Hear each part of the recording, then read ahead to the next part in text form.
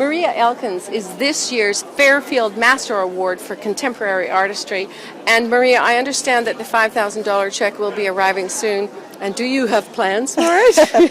Thinking a new sewing machine. Oh, maybe. Oh, Yeah. Nice way to get a sewing machine. Yeah. Now, you started from a photograph of a family friend, I understand. Right. She's so sweet, she wouldn't tell me no, so I took about 100 pictures of her and combined a few of them and then developed a drawing from there, stylized a drawing from there. So you drew the drawing onto a whole cloth. I started by drawing onto paper, full size, and then transferred the drawing to the fabric. And it is a whole cloth quilt, so it's just a single piece of fabric, and then it's hand painted from there. And what paints do you use? I like using the Sukaneko inks, the all-purpose inks. Wonderful. And sometimes I mix it. For this one, I did mix it with a thickener so that it would behave more like paint. More like paint. Now, the next step then is to outline it. I see you've used black to define areas. Actually, I used a black gel pen when I transferred it from the paper. And so the gel pen came first and then the inks came afterwards. I see.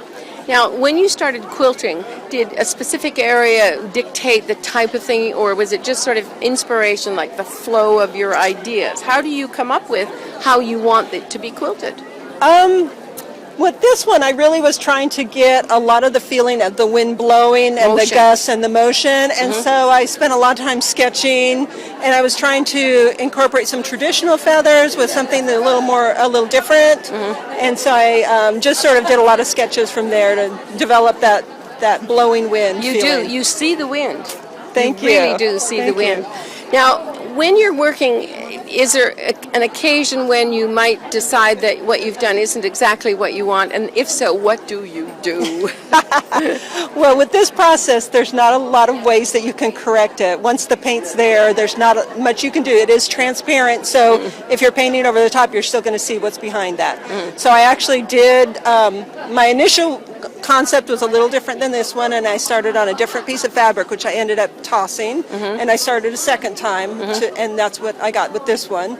And then with the stitching, a lot of times, I'm wondering, is the curve smooth enough? Yes. Do I need to tear out a section and resew?